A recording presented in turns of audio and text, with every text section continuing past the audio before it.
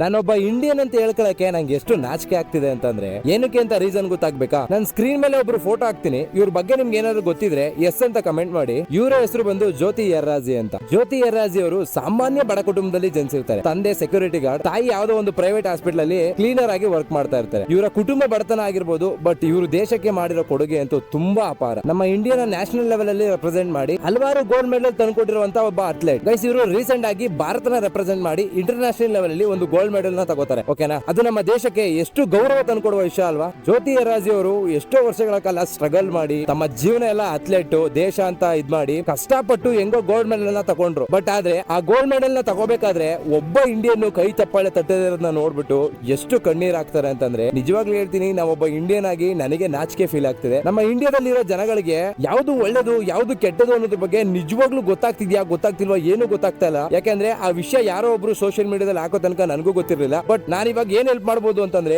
ಅವ್ರಿಗಾಗಿರೋ ಒಂದು ಅವಮಾನನ, ಅವ್ರಿಗಾಗಿರೋ ಒಂದು ನೋವನ್ನ ಇನ್ನೊಂದಷ್ಟು ಜನಕ್ಕೆ ತಿಳಿಸಬಹುದು ಅಷ್ಟೇ. ನಮ್ಮ ಇಂಡಿಯಾದಲ್ಲಿರೋ ಎಲ್ಲರಿಗೂ ನಾನು ಕೇಳ್ಕೊಳ್ತಾ ಇರೋದು ಒಂದೇ, ಕಲೆನ ಗುರುತಿಸಿ ಆಯ್ತಾ? ಎಲ್ಲೋ ಒಂದ್ ಕಡೆ ಡಿಜೆ ನೈಟ್ ಪಾರ್ಟಿ ಆಗ್ತಿದೆ, ಇನ್ನೊಂದು ಆಗ್ತಿದೆ, ಮತ್ತೊಂದು ಆಗ್ತಿದೆ ಅಂತಂದಾಗ ಸಾವಿರಾರು ರೂಪಾಯಿ ಕೊಟ್ಟು ನಾವು ಹೋಗಿ ಎಂಜಾಯ್ ಮಾಡ್ಕೊಂಡು ಬರ್ತೀವಿ. ನಮ್ಮ ದೇಶಕ್ಕೆ ಕೀರ್ತಿ ತಂದುಕೊಡುವಂತ ಒಂದು ಕೆಲಸ ನಡಿಬೇಕಾದ್ರೆ ಕಣ್ಣೀರ್ ಹಾಕೊಂಡು ನಿಂತಿರ್ಬೇಕಾದ್ರೆ ಯಾರೋ ಒಬ್ರು ಸಪೋರ್ಟ್ ಮಾಡಲ್ಲ ಅಂತಂದ್ರೆ ಎಷ್ಟು ನೋವಾಗುತ್ತೆ. ಈ ವಿಷಯ ಎಷ್ಟು ಜನಕ್ಕೆ ಗೊತ್ತಾಗುತ್ತೆ ಅಷ್ಟು ಹುಡುಗಿಗೆ ಒಂದು ಗೌರವ ಸಿಗುವಂತ ಕೆಲಸ ಆಗುತ್ತೆ. ಅವಾಗಾದ್ರೂ ಈ ಹುಡುಗಿ ಮಾಡಿರೋ ಸಾಧನೆಗೆ ಏನಾದ್ರೂ ಒಂದು ಬೆಲೆ ಸಿಕ್ಕಂಗಾಗುತ್ತೆ. ದಯವಿಟ್ಟು ಈ ವಿಡಿಯೋನ ಶೇರ್ ಮಾಡಿ ಆದಷ್ಟು ಜನಕ್ಕೆ.